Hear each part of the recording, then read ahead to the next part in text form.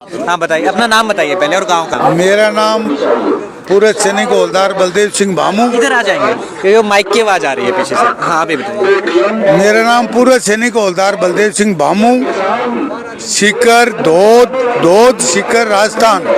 पूर्व सैनिक। पूरे सैनिक रात को मैं आपको बता रहा था। सेना में काम कर चुके हैं। कह लीजिए अभी आतंकवादी कह लो, नक्सली कह लो, माओवादी कह लो, सेना से अपना रिटायर होके आए हैं। मेरे को सेना से रिटायर हुए 33 साल हो गए। 87 में हुआ था। 71 युद्ध के मेरे पास 2 मेडल हैं। इसके अलावा 4 मेडल सेना से, मेडल जो राष्ट्रपति देते हैं, राष्ट्रपति जी द्वारा दिए होते हैं। टोटल मेरे पास 6 मेडल हैं। इसके अलावा जो मोदी जी ने कानून बनाया है वो बिल्कुल किसान विरोधी कानून है और मोदी जी 6 साल के अंदर किसान और देश की जनता के सामने बिल्कुल सफेद झूठ बोलते हैं। इनका एक भी काम बिल्कुल सही नहीं है। हिंदुस्तान आज़ाद होने के बाद में जितने भी प्रधानमंत्रियों ने विदेश यात्रा किया है उतनी शायद इन्होंने 6 साल में कर दिया। आप समझते हो एक विदेश यात्रा में कई कई करोड़ों रुपए खर्च होते हैं। पैसे, जनता के पैसे विदेश यात्रा में खर्च किया। जब अपना घर ही नहीं संभल रहा है तो विदेश में क्या भला होगा। तो ये जो इन्होंने जो कानून बनाया है ये पूरे हिंदुस्तान के आज खेती में 70% किसान खेती पर निर्भर हैं और देश में लगभग 65 करोड़ किसान खेती से जुड़े हुए हैं। तो अगर 65 करोड़ किसान खेती से जुड़े हुए हैं तो अगर किसान अन्न नहीं पैदा करेगा तो ये देश के जनता क्या खाएगी। ये सिर्फ अपने चंद लोगों को जो बड़ी पूंजीपति, वो भी गुजरात के रहने वाले अडानी अंबानी, उनको इस खेती के उनके हवाले करके 3 कानून वही हैं कि बड़े बड़े फार्म बनाओ और वो कहें वो आप पैदा करो और चाहे जैसे आप लूटो। करोड़ों का स्टॉक करने में बोरियों का कोई लिमिट नहीं है। इसलिए ये कानून नहीं है।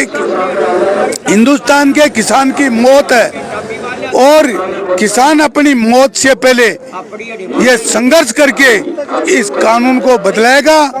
इस कानून के साथ मैं आपको बतलाना चाहता हूँ, कल मैंने भाषण में भी कहा है कि हिंदुस्तान के 25 लाख सैनिक जो एक रैंक एक पेंशन का मामला हमारा 1973 से चल रहा था, लेफ्टिनेंट जनरल राज कादियान के नेतृत्व में और अन्य जनरल सरदार जी, मैं नाम भूल गया उनका, उनके नेतृत्व में चल रहा था।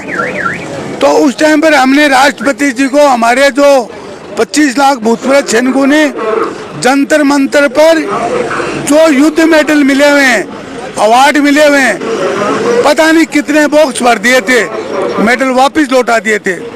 आखिरी में सरकार को एक रैंक एक पेंशन की बात माननी पड़ी। मैं आपको बताना चाहता हूं कि हिंदुस्तान के 25 लाख सैनिक, आपने 5 दिन पहले देखा होगा कि पंजाब के सैनिक, भूतपूर्व सैनिक, गौरव सैनिक उसको कहते हैं जो युद्ध में भाग लिया हो, और हरियाणा के सैनिक 25,000 सैनिक मेडल लौटाने के लिए उनका प्रतिनिधि 17 आदमियों का गया था राष्ट्रपति जी के पास। राष्ट्रपति जी के उन सैनिकों को अरेस्ट किया। मैं हिंदुस्तान के राष्ट्रपति और प्रधानमंत्री से पूछना चाहता हूं, अगर तुम हिंदुस्तान के भूतपूर्व सैनिकों को अरेस्ट करोगे तो तुम्हारी रक्षा करने वाला इस दुनिया में देश में कौन है। देश की जनता 1 अरब 35 करोड़ जनता, हिंदुस्तान के जो सैनिक, हमारे सैनिकों के बच्चे वहाँ गोली खाते हैं। अगर 545 है संसद में, राज्यसभा में 245 है, कितने मेरे को याद नहीं, 243 होता है, 2 एक्स्ट्रा रहते हैं। अगर एक भी उनका बच्चा, देश आज़ाद हुआ तब से लेकर आज तक, आप अगर कोई भी साबित कर दिए कि इनका एक भी बच्चा या अधिकारी सेना के अंदर भर्ती हो गए और छीनने पर किसी भी 1947 युद्ध मान लो, जो आज़ाद होने के बाद वो अलग अलग कबालियों ने अटैक किया था 1948 में, गोवा युद्ध 1961, 1965, चाइना युद्ध 1962, 1965 पाकिस्तान युद्ध और 1971 युद्ध में तो मैं मौजूद था। उस युद्ध के अंदर सेना और सेना के जो अपने किसान और सेना का मैं संबंध बता रहा हूँ, उस युद्ध में 93,000 उनके सैनिक और उनका एक लेफ्टिनेंट जनरल AK न्याजी, हमारा सेना का commander lieutenant general Jagdish Singh Arora Sardar ji, उनके नेतृत्व में 93,000 सेना ने हथियार डाले थे। वर्ल्ड के अंदर आज तक संसार बसने के बाद में इतनी सेना को कैद करने वाला हिंदुस्तानी है। तो मैं ये सारी बात आपको इसलिए बताया हूँ कि किसानों को अकेला नहीं समझें, उन किसानों के साथ जो जितने भी भूतपूर्व सैनिक 25 लाख हैं वो भी साथ हैं। इनके अलावा इन्होंने इनके झंडे ये लगे, चाहे कांग्रेस मान लो चाहे बीजेपी, नीतियां एक है। एक लाता डंकल प्रस्ताव, एक WTO 1989 में इन्होंने जो विश्व नीति बनाई थी, काम एक ही करते हैं। वो बिरला टाटा के हिमायती हैं और ये अडानी अंबानी के हैं। सर एक मेरा बीच में सवाल है, थोड़ी मेरी समझ कम है इसमें, और जो दर्शक देख रहे हैं उनको भी थोड़ा समझ आए। ये जो 1 रैंक 1 पेंशन है, मतलब क्या सिस्टम है, क्या होता है इसमें? 1 रैंक 1 पेंशन का 1 रैंक 1 पेंशन का मामला ये था कि 1971 के युद्ध के बाद में, उसके 2 साल बाद में 1973 से ये हुआ था कि जैसे 71 के युद्ध के बाद में कोई सैनिक पेंशन आ गया और आज एक सैनिक पेंशन आ रहा है। तो उस टाइम की पेंशन और आज की पेंशन में रात दिन का फर्क हो गया। देश के लिए तो लड़े तो वो भी, और ड्यूटी आज वाले भी कर रहे हैं। तो मांग लंबे समय से ये थी, सिपाही से लेकर सिपाही, हवलदार, सूबेदार, कैप्टन, ये अदर रैंक तक, कर्नल रैंक से नीचे थी वो, कि उनके जो पेंशन में बहुत ज़्यादा अंतर था। अच्छा।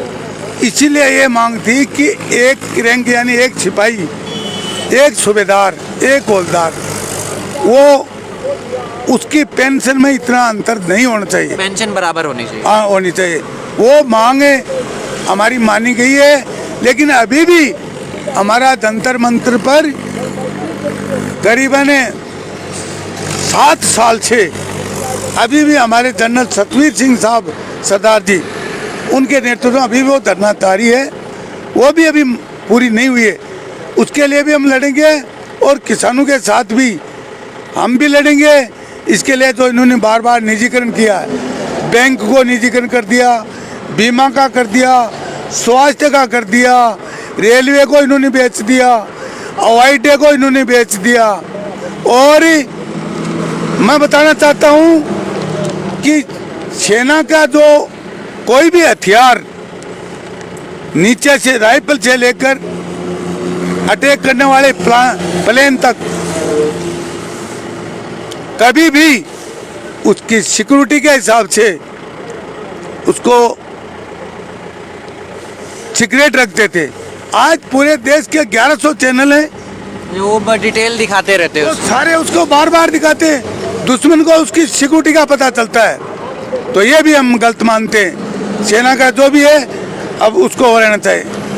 मेरे को पता चला है, एक्यूरेट तो पता नहीं, रफाल का सौदा इन्होंने 9 रुपये में किया था पहले, उसको लंबा खींचते खींचते खींचते आज वही रफाल जो बार बार ये उसकी जाकर वो राजनाथ सिंह पूजा करता है, ये करता है। चलो पूजा तो साल में जब दशहरा होता है उसमें हर हथियार की, राइफल से लेकर टैंक, तोप, लड़ाकू विमान हर साल होती है, ये कोई नया काम नहीं है। ये दुनिया को गुमराह कर रहे हैं। जब से देश आज़ाद हुआ, आज़ादी से पहले अंग्रेजों के टाइम पर भी हमारी सेना थी, उस टाइम से भी ये हथियारों की पूजा दशहरे के पर होती थी। तो मेरा कहना है तो ये मीडिया में है ये नहीं दिखाएं, और 9 अरब आने वाला वो 36 अरब में कैसे आया। तो ये जनता को बेवकूफ़ बनाना बंद करें, किसानों की बात माने। अगर नहीं मानेंगे तो 65 करोड़ किसान के साथ रेलवे वाले भी लड़ेंगे, बीमा वाले भी लड़ेंगे, हवाई अड्डे वाले भी लड़ेंगे, शिक्षा स्वास्थ्य वाले लड़ेंगे, और इनको जो जनता जो कुर्सी पर बैठाई है वो कुर्सी से उतराना भी जानता है। यही हमारी बात। बहुत बहुत शुक्रिया सर, जय। अच्छा लगा आपसे मिलके, बहुत बहुत शुक्रिया। आइए सर।